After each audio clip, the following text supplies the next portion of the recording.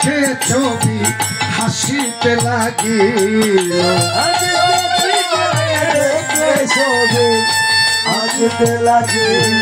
তুই হাই রে সীতা এটি করলি হাই রে সীতা এটি করলি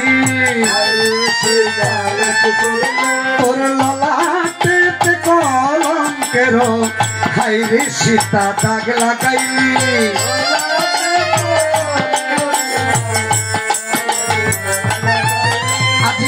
আঁকিতে আঁকিতে ছবি ক্লান্তি ভাব এলো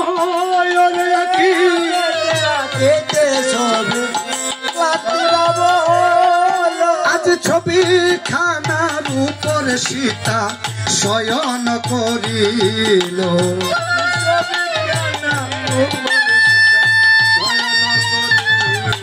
ওরে হাই রে সীতা একই করিলি হাই রে সীতা একই করলে ওরে ললাট মাঝে দুঃখ আনিলি হাই রে সীতা একই করিলি সীতা সীতা ছবিখানা যখন পঞ্চমাসের গর্ভ মাগো একটা নারী জানে পৃথিবীতে সন্তান জন্ম দেওয়ার কত কষ্ট মায়েরা যখন গর্ভ থাকে তখন মৃত্যুটা কিন্তু আঁচলে বেঁধে বেঁধে ঘুরে এমনি সময় আজ সীতার দেহ মা একটু ক্লান্তি ভাব এসেছে সীতা আজ ছবিখানার উপরে শুয়ে পড়েছে নয়ন মধ্যে যেন আজ কাল ঘুমে আবরণ করেছে মা বিপদে যখন আসে দেখবে নয়ন মধ্যে কাল ঘুমটা বেশি আসে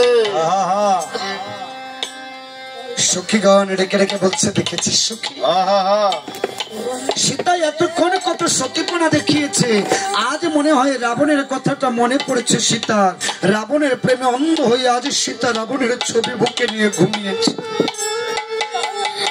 আর আমাদেরকে বলছে আমরা নাকি সীতাকে জোর করবো না যেন ছবি এঁকে দেখায় সীতা যে নিজের সতীত্ব রাবণের কাছে দিয়ে রেখেছে সে কথা তো বলে নাই মা সুসময়ে বন্ধু হয় অনেকেই হয় অসময়ে হায় হায় কেহ কারো নয় সীতা আজ গভীর ঘুমে আচ্ছন্ন সখীগণ যার যার মতো চলে গিয়েছে এমনি সময় প্রভু রাম সীতার অপবাদের কথা মাথায় নিয়ে আজ যখন কক্ষের দিকে গমন করেছে ওই কৈকেয়ীর বাড়ির দাসী মন্থরা সীতার এই ঘটনাখানি দেখেছে মন্থরা মনে মনে চিন্তা করে এই তো সুযোগে পেয়েছি সীতাকে আজ আমি একটু পেঁচে ফালানো রাম দেখছি বড় সুখে আছে আমার ভরতকে কালকে রাজ্য ত্যাগ করে এসে রাজা হবে রাম কেমন করে সুখে থাকে আমি মন্থরা তা আজ দেখবো তাই আজ মন্থরা কি করছে জানো মা একখানা বড় করে ঘোমটা দিয়েছে দেখো কিছু কিছু দিদি আছে কিছু কিছু দাদাও আছে এই বাড়ির কাজ জানা নিয়ে এই বাড়ি লাগায় লাগাই দিয়ে এমন ঘটনা করছে কেন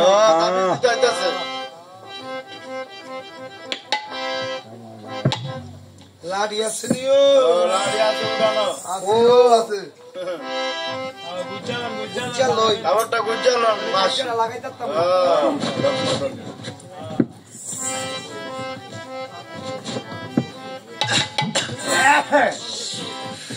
কই গেলি রে আমার নয়ন মনি রে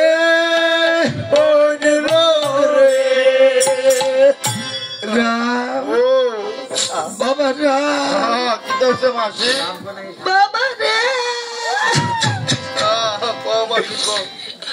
আমার নাম রয়েছে মন্থরা মন্থরা মাত্র বেশি আমি তোর কই কি মায়ের বোন তোর মার বোন মাস মাত্র বেশি বাবা রে ও মাইসে কয় আমি বলে পেস লাগাই রে ও বন্ধু রে। আমি জীবনে কোনো ব্যাস লাগাইছি? এই জীবনে কোনো ব্যাস লাগাই? এই যে মানুষ কয় আমার লেগে বলো তোরা বনবাসী গেছো, এই জীবনে বিয়ে করলাম না, শাদী করলাম না, খালি তো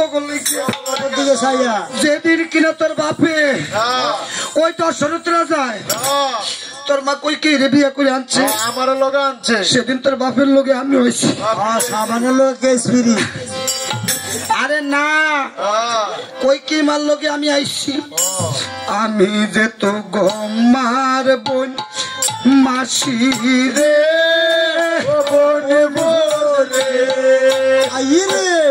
তোকে কত ভালোবাসি। নাই নাই দুনিয়ার ভালো মানুষের দাম নাই।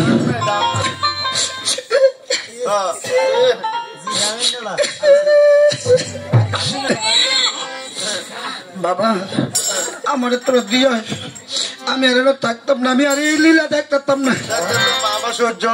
আমার সহ্যটা তোকে কষ্ট দেখলে আমি বলে খালি ব্যাস লাগাই। আমি জীবনে কোনো ব্যাস লাগাইছি? শীতটায় শীতটায় আমি তো কথা কইতাম সেটা কেউ শুনে না। মানুষ নাই, মানুষ নাই, বাবা কেউ নাই তো বলে করবে আমি আবার কুটনামি লাগাইছি। বাবা কেউ নাই তো। এই যে শীতটায় এই যে 9টা মাস শ্রাবণের ঘিরে আছে, তুই বাবা সরল সুদা মানুষ, তোর মনে কোনো পেঁয়াজ নাই, সন্দেহ নাই। আমিও তো মনে করি আমার সীতা লক্ষ্মী, সোনামণি আমার সীতার মতো লক্ষ্মী আর কেউ নাই। কিন্তু আজ গায়ে আমি যেই করব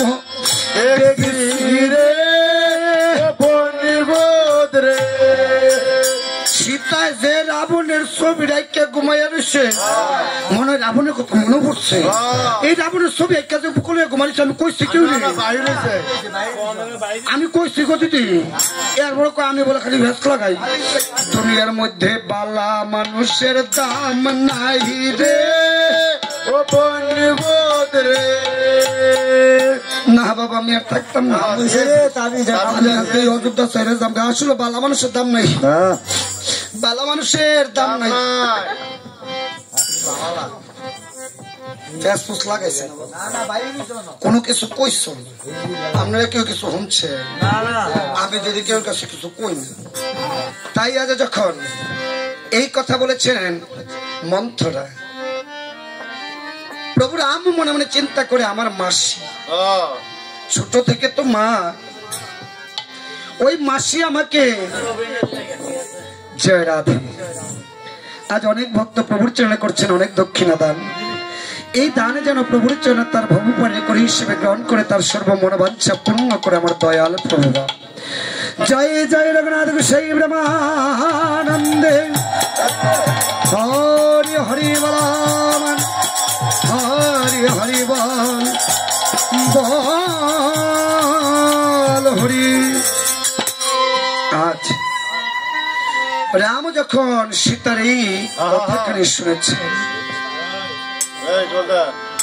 প্রভু রাম দুঃখ মনে নিয়ে গিয়ে দেখিবারে পায় রাজার দুলালি সীতা যেন ধুলাতে গড়াগড়ে যায়। এমনি সময় আজ প্রভু রাম ভাবে মনে মনে সীতার কি শরীর খারাপ হয়েছে। আজ যখন প্রভু রাম সীতার দেহকে তুলে ধরতে যাবে, এমনি সময় দেখে কি এই আমি কি দেখিবারে পাই, আমার 5 মাসের গর্ভ সীতা যেন আজ রাবণের ছবি এঁকে ঘুমিয়েছে তাই দেখা যায়। আমার সীতা অসতী। আজ থেকে এই সীতাকে আমি কেমন করে আমার রাজ্যের রানী হিসেবে গ্রহণ করব। রাধে আমি কেমন করে সীতাকে রানী হিসেবে গ্রহণ করব। এই সীতাকে যদি বনবাস না দিই তবে যে আমার প্রজাগণ প্রজা বিদ্রোহ শুরু করবে। তাই প্রভু রাম দুঃখ মন নিয়ে আজ চলেছেন লক্ষণের কক্ষে। ডেকে ডেকে বলছে লক্ষণের আমার ভাই রে লক্ষণ আমার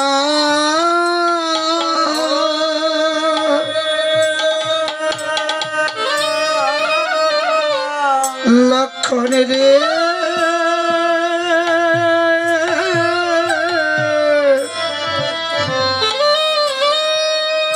ভাই রে আমার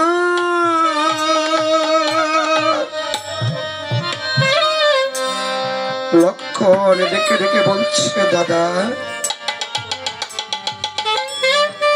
জীবনে কত ডাক দিয়েছে এমন করুন ডাক তো আমাকে আর দাও।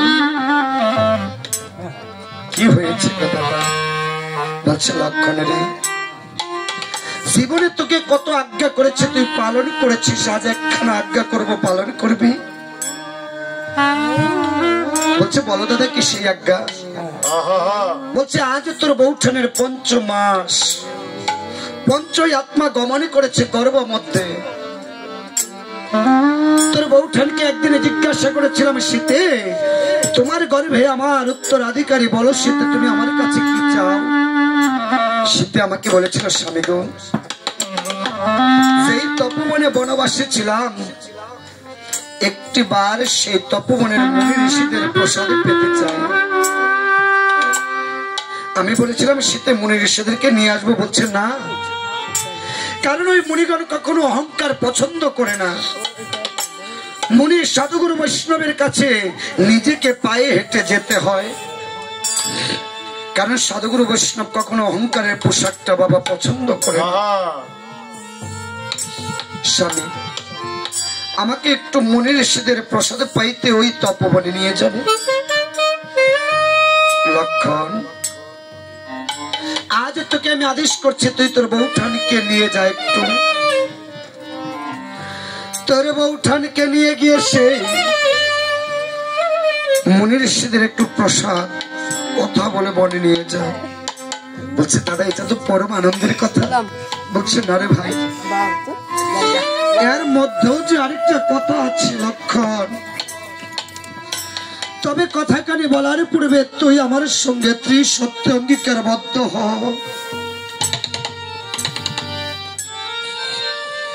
তুই আমার সঙ্গে ত্রিসত্য অঙ্গীকারবদ্ধ হ।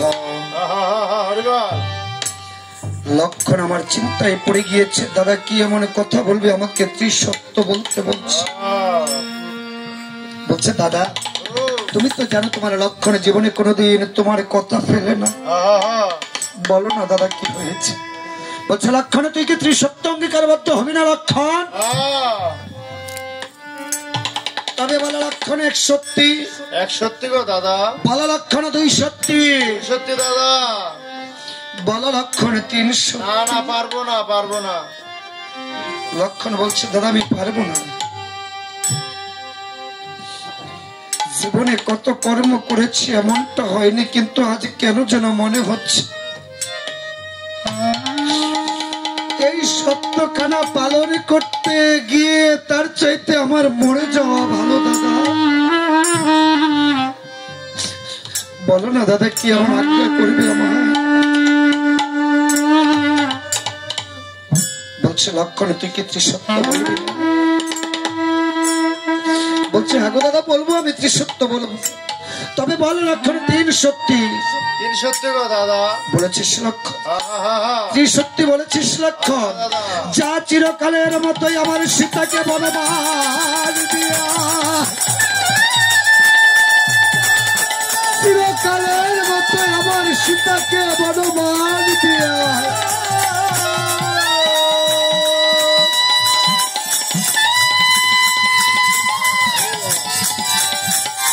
লক্ষণ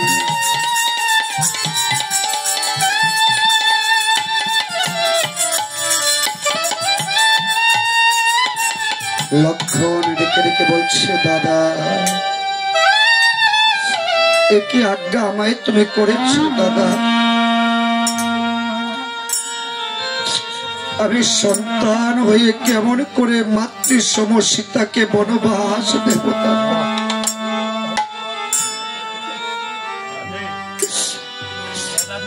আমি তো পারবো না দাদা সীতাকে বনবাস দিতে দাদা। বলছে লক্ষণ তুই কি আমার আজ্ঞা পালন করবি না লক্ষণ? বলছে দাদা করবো আমি, তবে একটা আশীর্বাদ কি দেবে আমার? সীতাকে বনবাস দিয়ে তোমার লক্ষণ যেন আর কোনদিন অযোধ্যাতে ফিরে না আসে। সীতা যে আমার মা হয় দাদা, এই পৃথিবীতে কোন সন্তান কি পারে মাকে চিরকালের মতো বনবাস দিয়ে আসে? দাদা গো, পৃথিবীতে কোন মা পারে না সীতাকে চিরকালের মতো বনবাস দিয়ে আসে।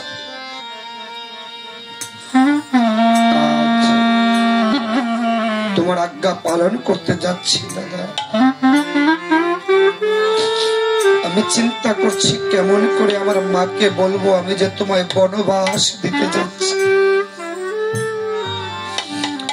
লক্ষণ দাদার আজ্ঞাখানি মস্তকে নিয়ে আজ সীতার ঘরে প্রবেশ করেছে। দেখিবারে পায় রাজার দুলালী সীতা যেন দর্পণের সম্মুখে বসে বসে তার কেশে চিরুনি বোলাচ্ছে। লক্ষণ পিছনে থেকে দেখে মনে মনে চিন্তা করে এমন অপরূপ লক্ষ্মীকে কেমন করে ঘর ছাড়া করি, এমন অপূর্ব সুন্দরী চন্দ্রমুখী লক্ষ্মী যদি আমার ঘর ছেড়ে চলে যায়, অযোধ্যার ভাগ্য আকাশে যে আজ মেঘ কালো মেঘের ঘন ঘটা। লক্ষণ নয়ন জলগুলো মুছে সীতাকে গিয়ে ডেকে রেখে বলছে,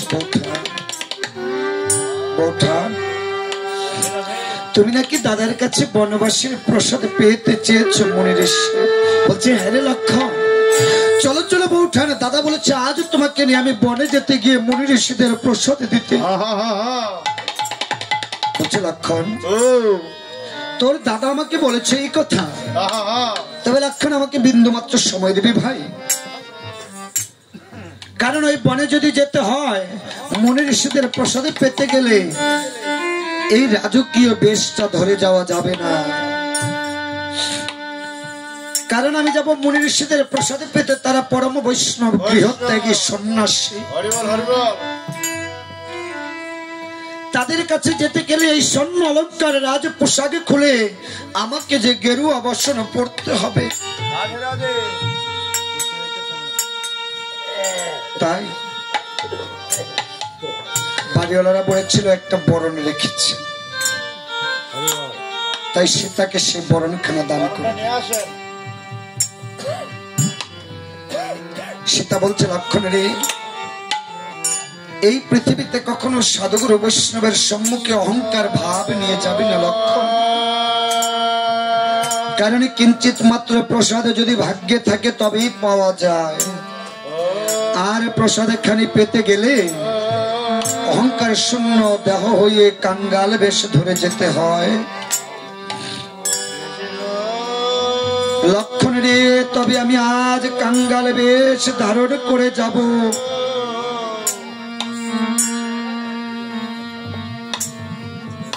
তাই সীতা আজ নববস্ত্র পরিধান করে, আর সেই বস্ত্রখানে দান করছে আজ স্বর্গীয় ক্ষিতীশ বাবুর সন্তানগণ।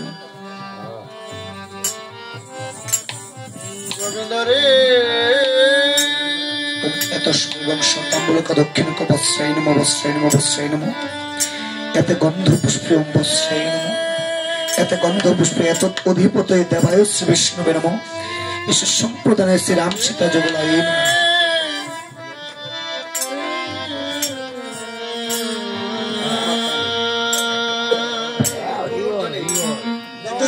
জুয়ার দেন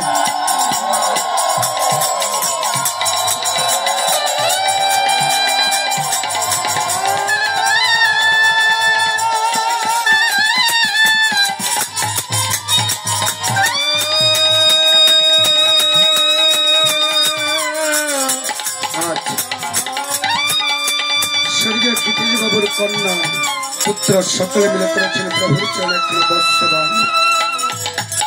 এই বস্ত্র যতটুকু সুতা দ্বারা নির্মিত হয়েছে, প্রভুর কাছে প্রার্থনা করব সেই সূত্রকে যেন হাজার গুণ করে অনন্ত কোটি বৎসর যাবৎ সেই পিতার আত্মাকে বৈকুণ্ঠ প্রাপ্তি করে।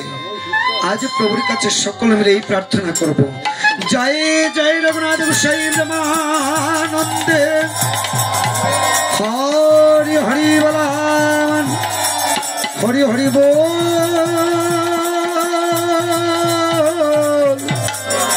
হরি হরি বল।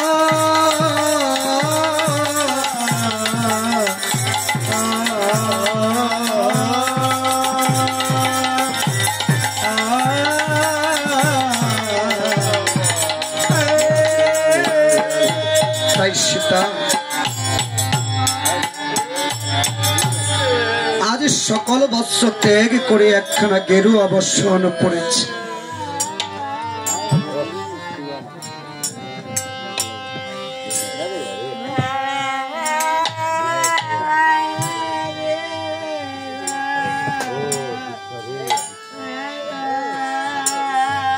সীতা সকল অলঙ্কার ত্যাগ করে আজ একখানা গেরুয়া বস্ত্র। আজ লক্ষণকে বলছে, লক্ষণ চলো অতি শীঘ্র করি, আর যে বিলম্ব করা যাচ্ছে। আজ যখন সীতা রানীকে সঙ্গে করে লক্ষণ গমন করছে, পদকর্তা পিছন থেকে ডেকে ডেকে বলছে, শীতে যাস নে শীতে, শীতে তুই যাস নে, কেননা এই যাত্রাই যে তোর অন্তিম যাত্রা। সীতা লক্ষণের সহিত যখন আজ চলে যাচ্ছে, স্বামীর আজ্ঞা পালন করিবার তরে সীতা যাচ্ছে বনে প্রসাদ নিবার তরে। আর পদকর্তা ডেকে ডেকে কি বলেছে জানো মা? ওই যে রাজ বেশ ত্যাগ করিয়া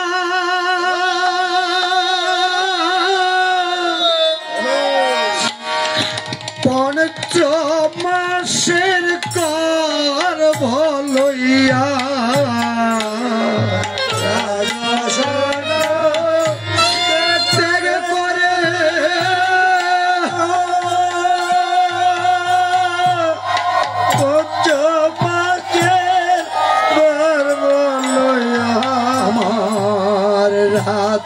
বেশ ত্যাগ করিয়া পঞ্চমাসে গর্ভ লইয়া রাজ বেশ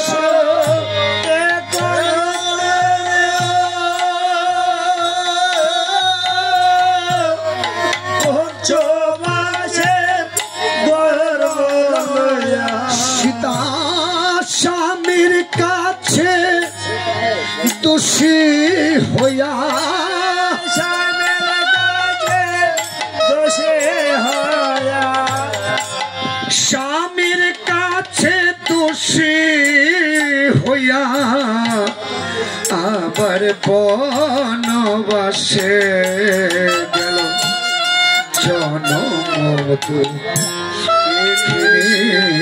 সীতা। দুঃখে দুঃখে জনম গেল জনমদ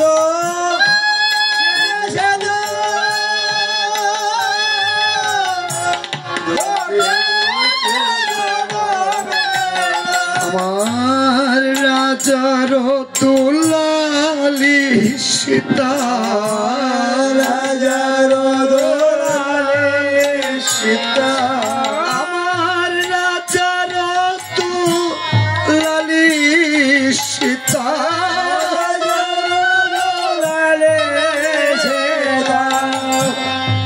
আবার বনবাসে গেল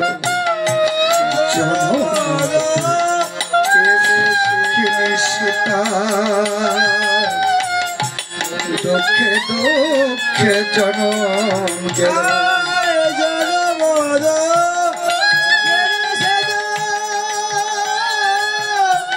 দুঃখে দুঃখে জনম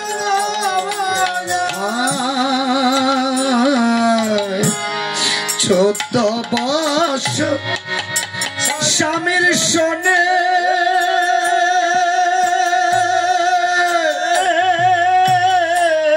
গিয়েছিল কহিন বনে 14 বছর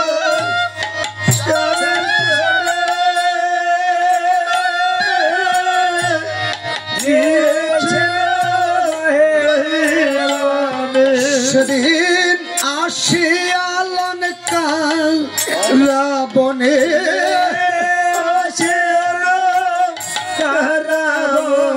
আমার আসিয়া লঙ্কার রাবণে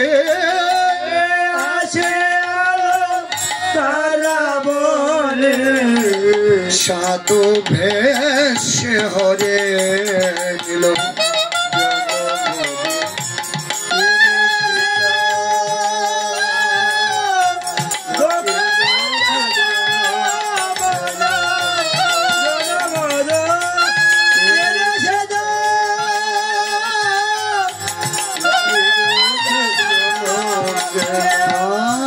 রাজার দুলালি সীতা রাজার দোলালে সীতা আমার রাজার দুলালি সীতা রাজার দোলালে সীতা সীতা আবার বন পাশে গেল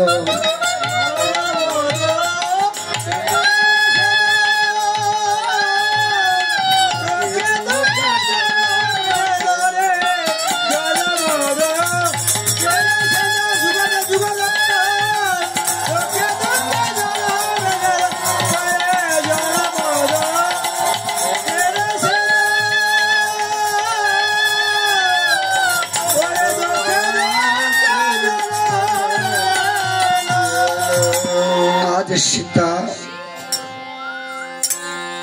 যখন অযোধ্যা ছেড়ে কিছু দূর যায় এমনি সময় সীতা একখানা অমঙ্গলের চিহ্ন দেখতে পায়। কেমন অমঙ্গল জানো বাবা? সীতা আজ একখানা অমঙ্গলের চিহ্ন দেখে রেখে বলছে লক্ষণ রে ওই যে দিবসে শ্রীকালে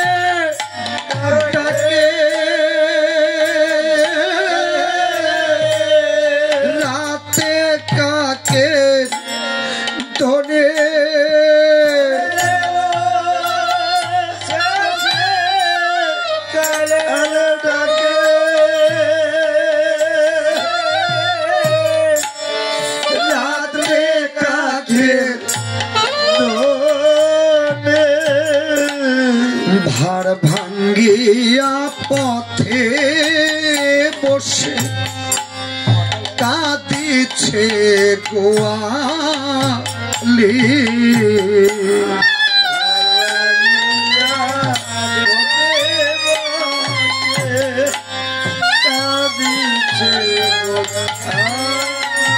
ভাইরে ফিরে চল ভাই ফিরে চল রে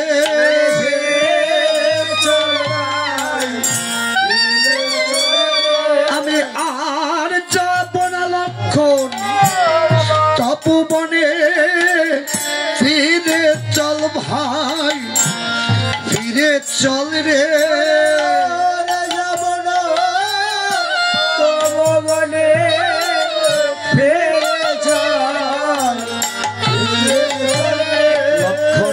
বৌঠান আজ তুমি বলছো ফিরে যাব কিন্তু মুনি ঋষিদের প্রসাদে নিতে গিয়ে কখনো ফিরে যাওয়া যায় না।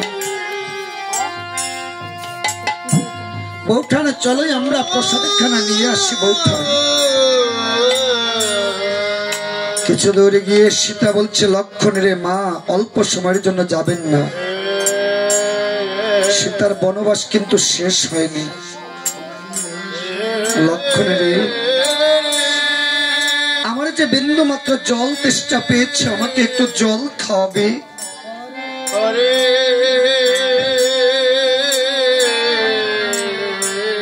জীবন ভর মা সারাটি জীবন ঘুমিয়ে যাব এমন মধুময় সময় কিন্তু পাবো না। লক্ষণ রে, আমাকে একটু জল খাওয়াবি ভাই। লক্ষণ বলছে, বৌঠান তবে আমাকে বিন্দু মাত্র সময় দাও, আমি জল আনছি। তুমি এই বট বৃক্ষের ছায়া তলে বসো বৌঠান। আজ লক্ষণ সীতা মহারানীকে বট বৃক্ষের ছায়া তলে বসে জল আনতে গিয়েছে। এমনি সময় সীতার দেহে একটু ক্লান্তি ভাব এসেছে। সীতা বট বৃক্ষের নিচে একটু ঘুমিয়ে পড়েছে। বাবা, বিপদ যখন আসে কাল ঘুমটাও নাকি বেশি আসে।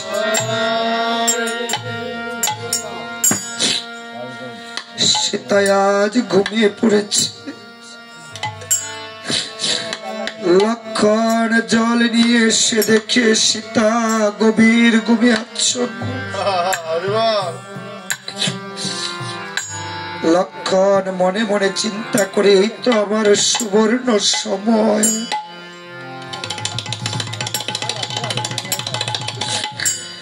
কারণ আমার মা সীতা যদি জেগে থাকে, আমি তো কোনোভাবে তাকে বনবাস দিতে পারবো না।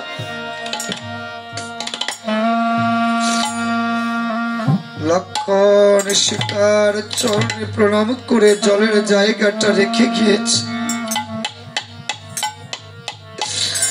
সীতার চরণে প্রণাম করে মনে মনে রেখে রেখে বলছে, মাগো সীতা,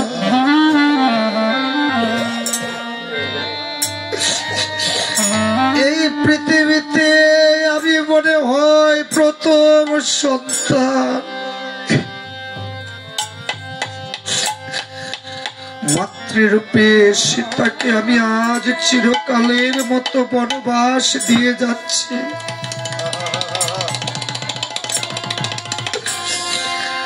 মাগো, জীবনে যদি তোমার কাছে কোনো ভুল করে থাকি মা সীতা,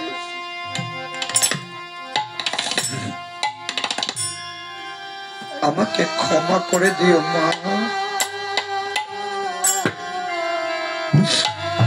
লক্ষণের নয়ন জল আজ সীতার চরণে পড়া মাত্র সীতার ঘুমে ভেঙে গেল। সীতা বলছে, লক্ষণ তুমি কাঁদছো কেন বাচ্চা? বলছে, আমি কাঁদছি কেন জানো মা? আমার দাদা রাম যে তোমাকে চিরকালের মতো বনবাস দিয়েছে মা।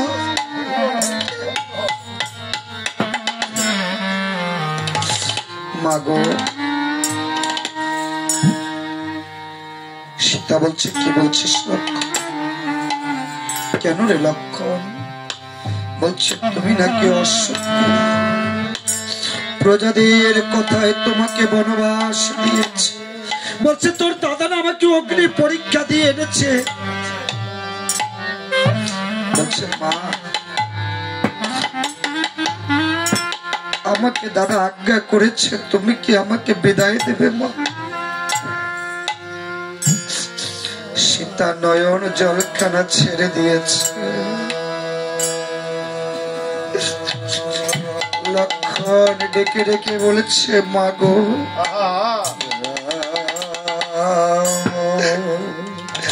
আমি লক্ষণ কত অন্যায় করেছি মা।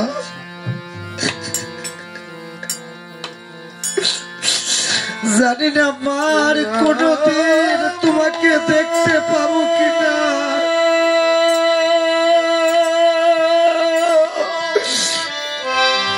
জানো মা,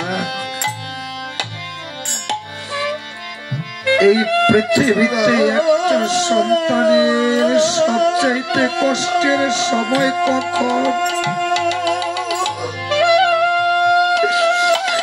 যখন সন্তানটার পিতা মাতাকে চিরকালের মতো বিদায় দিতে আসে।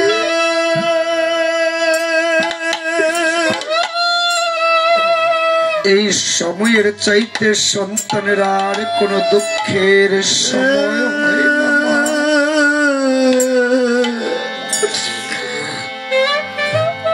মাগো, আমি লক্ষণ জীবনে কত অন্যায় করেছি তোমার সঙ্গে। আজ বিদায় কালে তোমার চরণে একটু প্রণাম করতে চাই। তাই তো লক্ষণ আজ সীতার চরণে প্রণাম করে ডেকে ডেকে বলছি, মাগো বিদায় বেলা রেখে যাই মাগো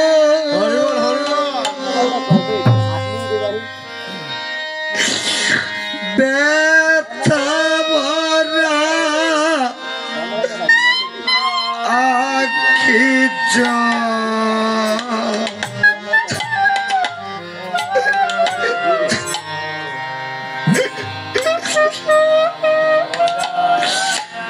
আখি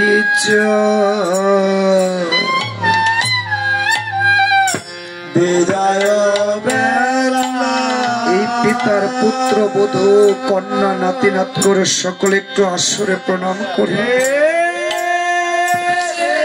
পিতার কাছে থেকে চিরকালের মতো বিদায় চেয়ে নিন। যদি জীবনে কোনো ভুল ত্রুটি করে থাকে, যদি কোনো কারণে বাবার মনে কোনো কষ্ট দিয়ে থাকেন, সকলের অপরাধের ক্ষমা চেয়ে পিতাকে চির বিদায় দিয়ে দিন। বিদায় বেলা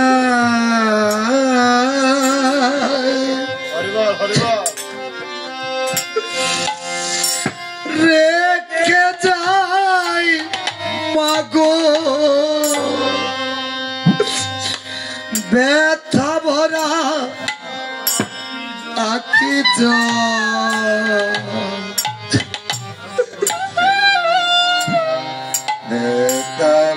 ওনার পুত্র বধূ কন্যা নাতি নাত করে সকলে আসরে এসে প্রণাম করে।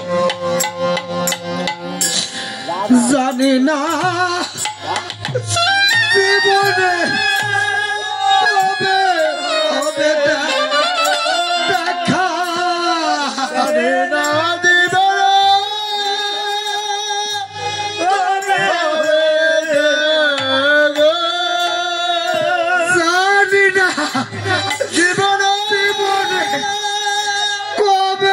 হবে দেখা,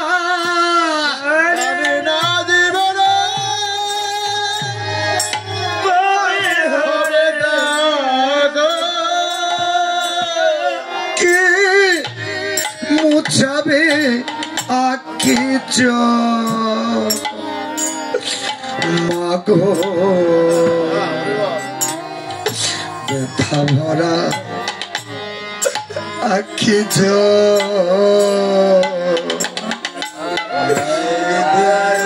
বেলা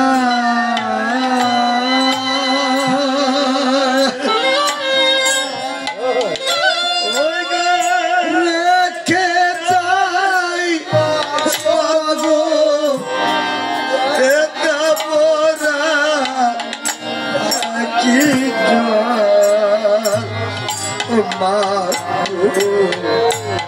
ব্যথা ভরা আখি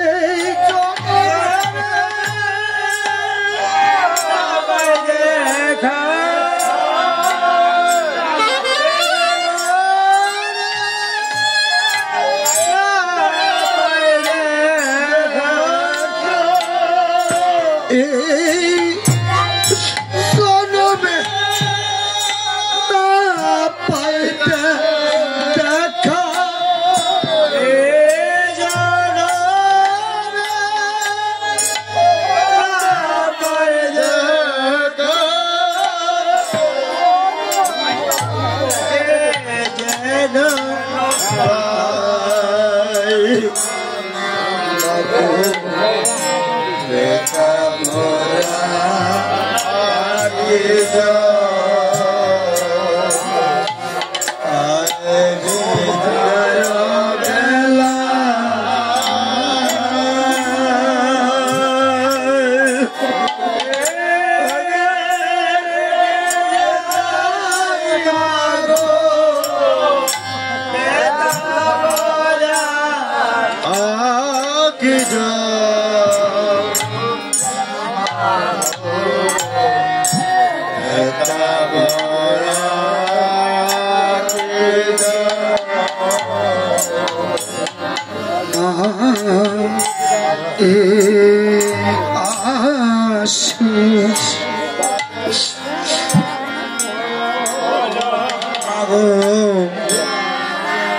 চলেছে একা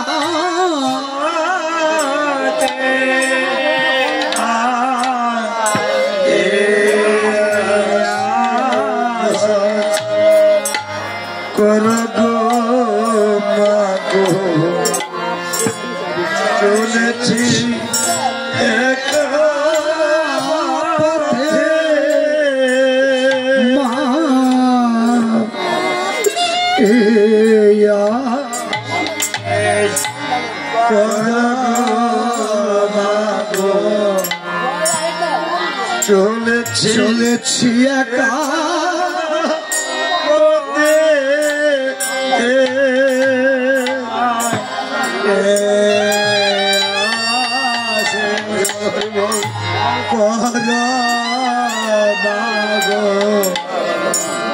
চলেছে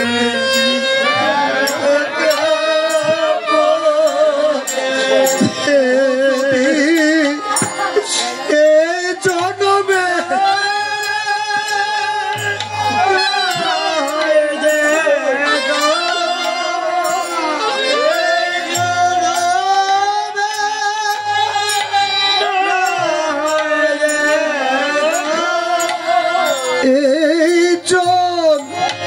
জনমে না পাইতে দেখা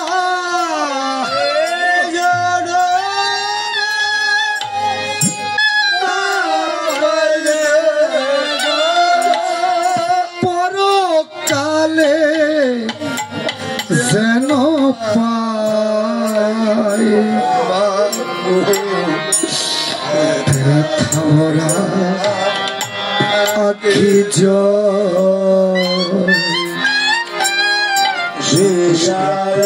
বেলা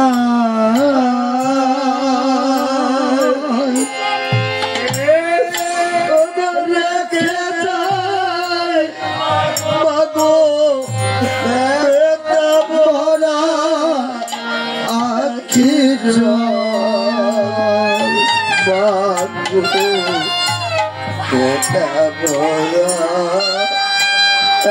মাগো সীতায় আজ নয়ন জলে কেঁদে কেঁদে বলছে মাগো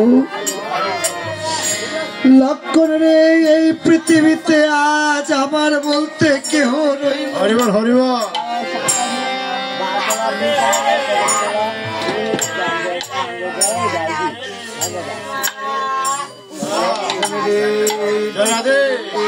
আমার বলতে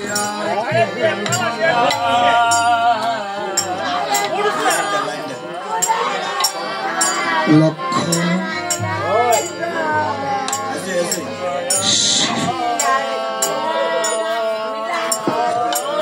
লক্ষণ ডেকে ডেকে বলছে মাগো এই বিদায় কালে তুমি আর নয়ন জলে ভেসো না মা তোমার চোখে জলে পদ আমার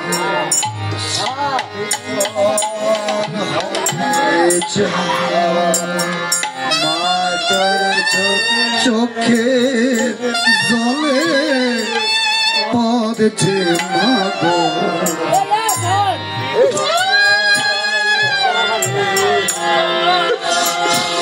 মাতর চোখের জলে পদ যে মাগো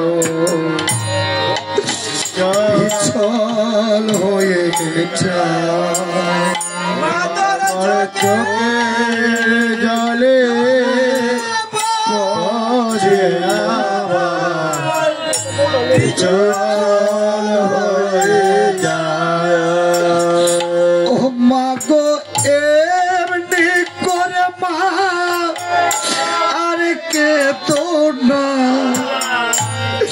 সইতে পারি না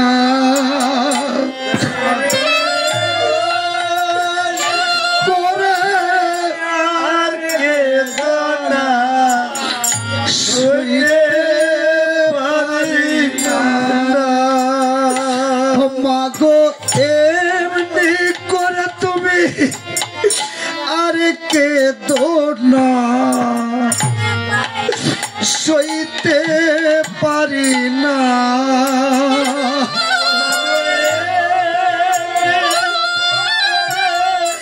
আর কে না সইতে পারি না মা তোমায় ছেড়ে গেলে মা জননী প্রাণে বাজব না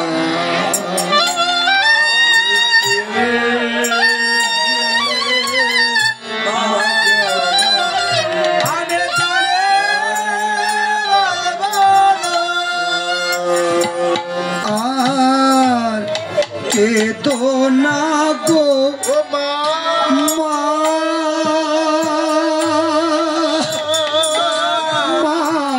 গো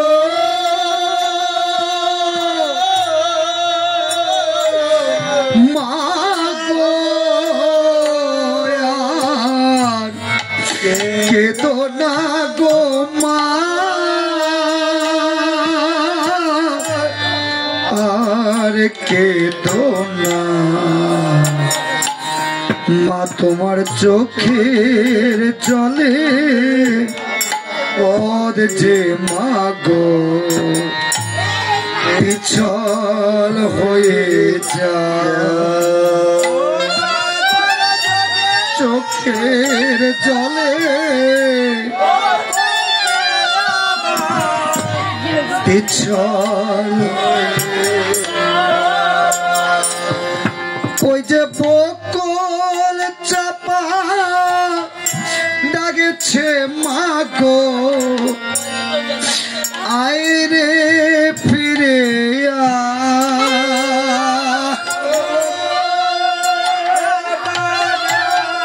ডাকেছে মাগো আইরে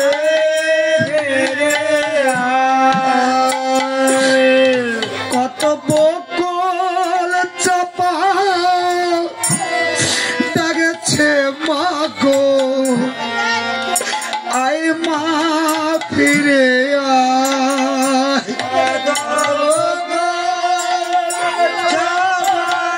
ডাকেছে মাগো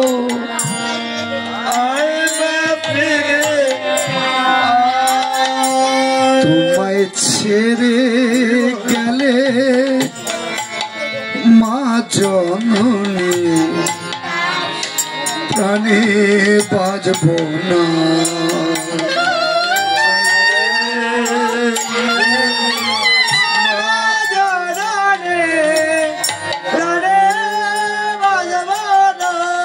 আজ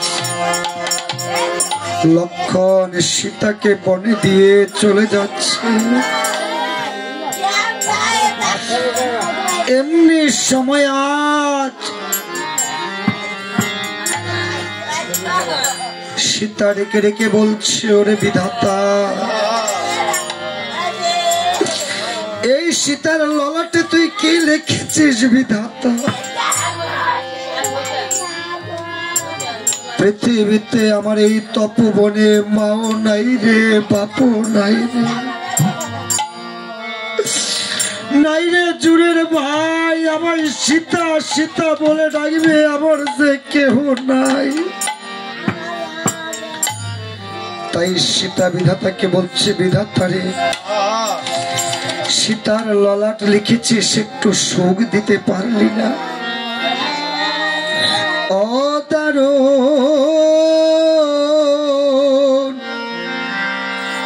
বিধি রে, কোন কলমে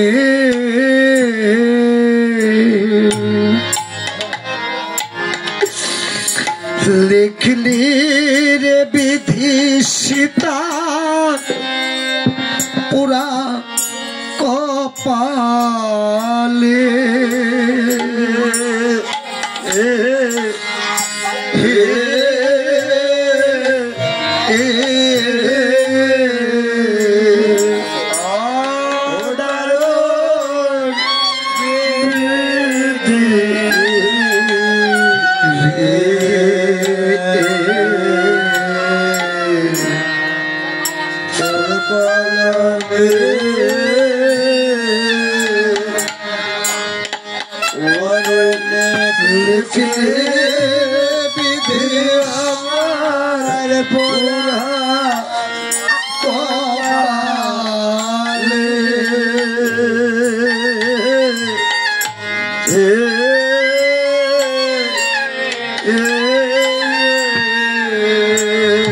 ওরে আমার মাও নাই রে, বাপও নাই রে,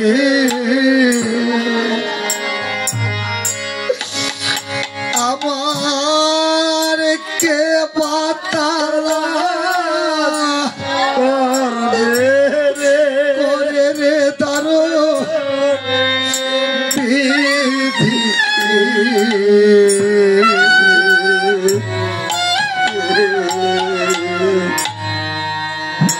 কোন কলমে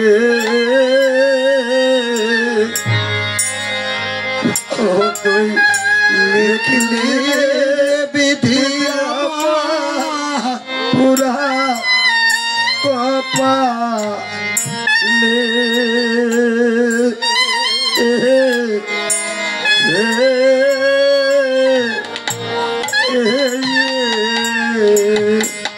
ও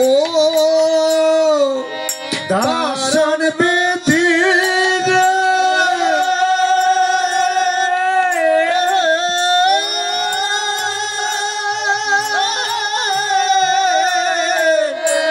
বিধি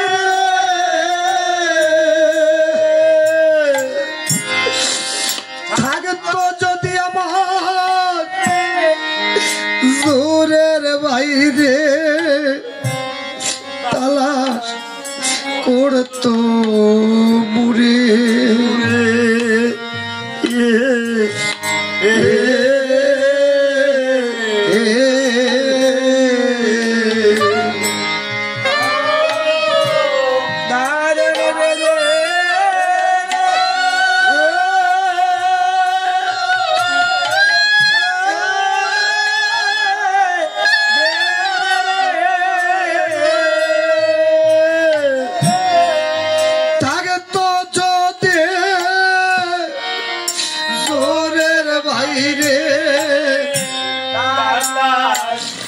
করতো মুরে।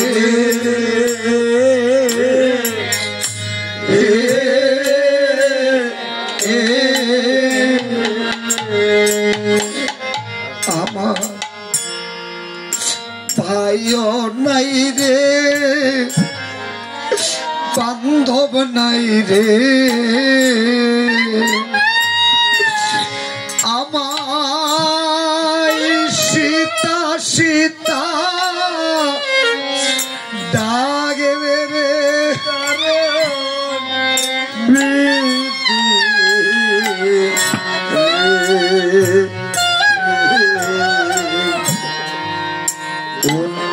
নামে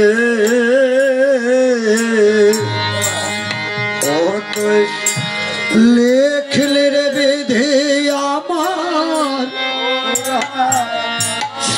কপালে।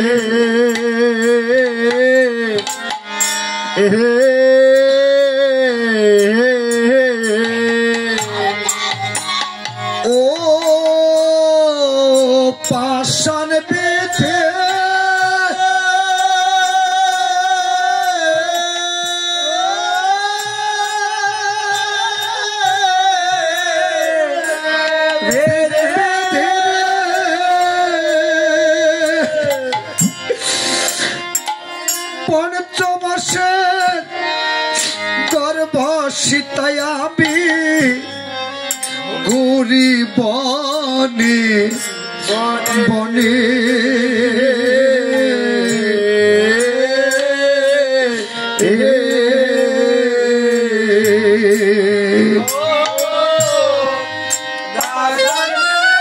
একটু ছোলা দিয়ে ধূপ ধরেন, ছোলার ধূপ।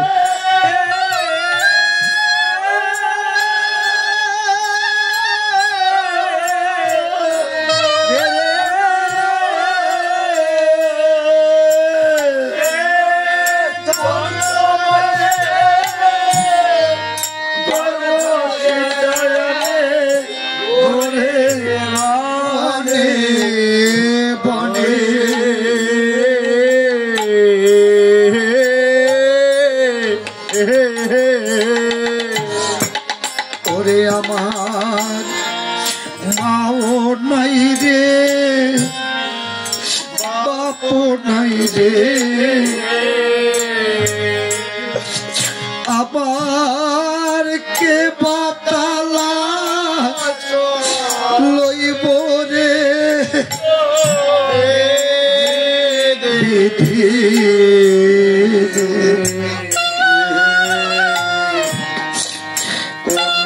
ছোলার ধূপ, ছোলা আগরবাতি না ছোলা দিয়ে ধূপ। আমার পুরা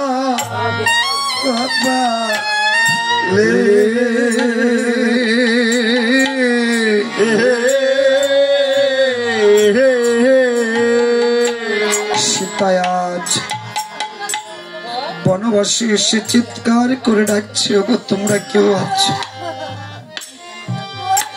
আমি পঞ্চমাসের গর্ভ সীতা, স্বামী বিনা দোষী আমায় বনবাস দিয়েছে। এই পৃথিবীতে আমার নাম খানা হয়েছে কলঙ্কিনী সীতা, অসতী সীতা।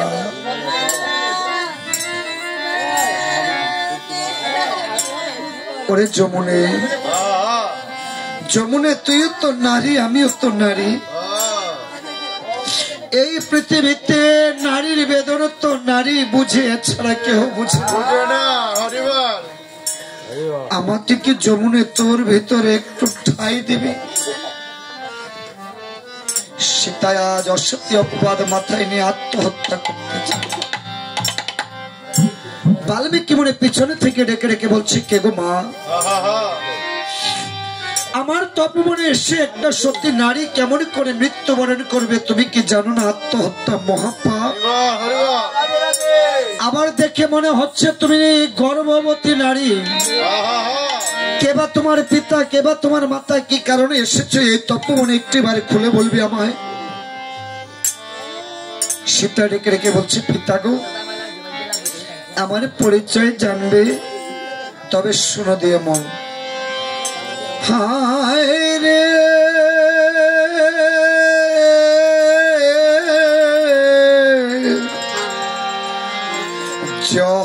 জনকের কন্যায় আমি রামে রামের ঘরণী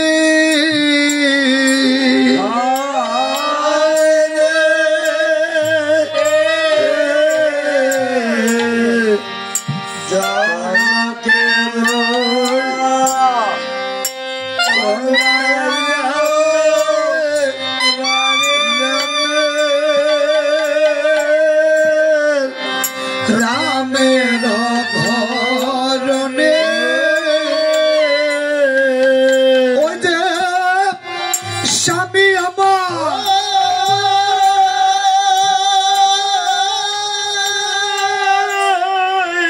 নাম দিয়েছে সীতা,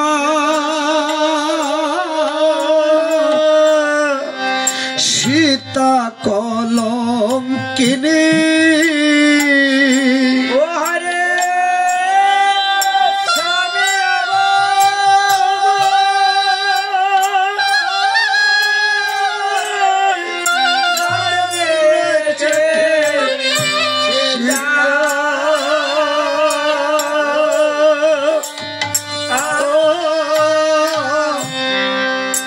সীতা কলন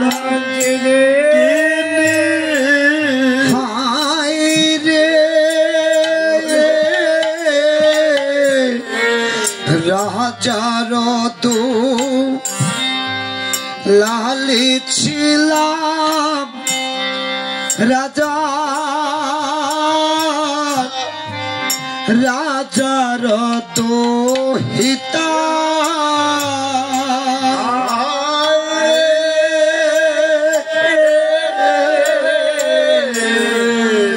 রাজা লালি ছিলাম গো রাজা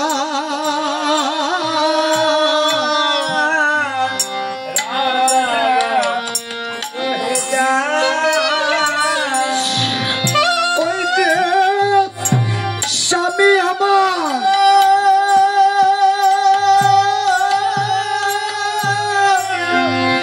নাম দিয়েছে বাবা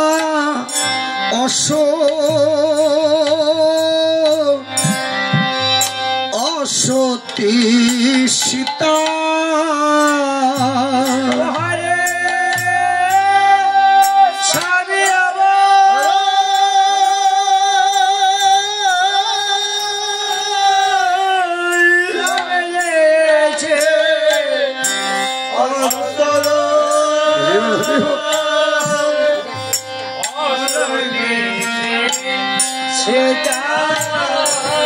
হায় রে কারো যদি কন্যা হয় গো নাম রাখো না সীতা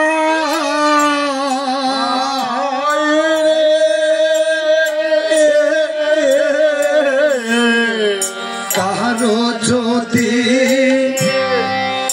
কন্যা হয় গো নাম ভগবানকে সীতা ওই রে সীতা নামে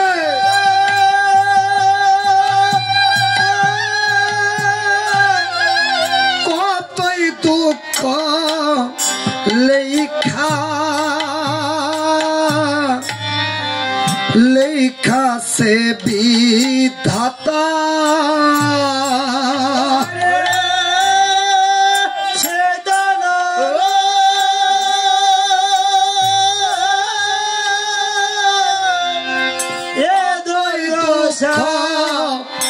লেখা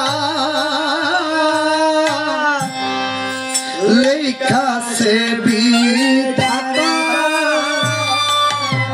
হায় রে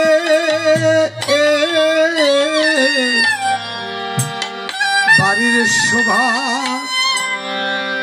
বাগ বাগিচা ঘরে ঘরের শোভা পীরা তুলসী তলায় রেখে দেন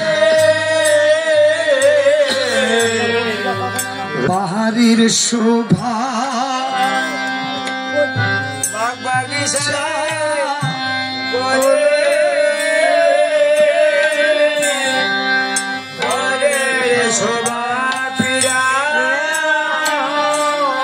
ওরে নারীর শোভা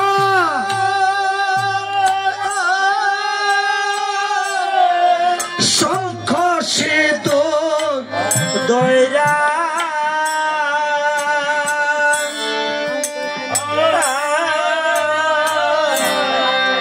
দয়রার শোভা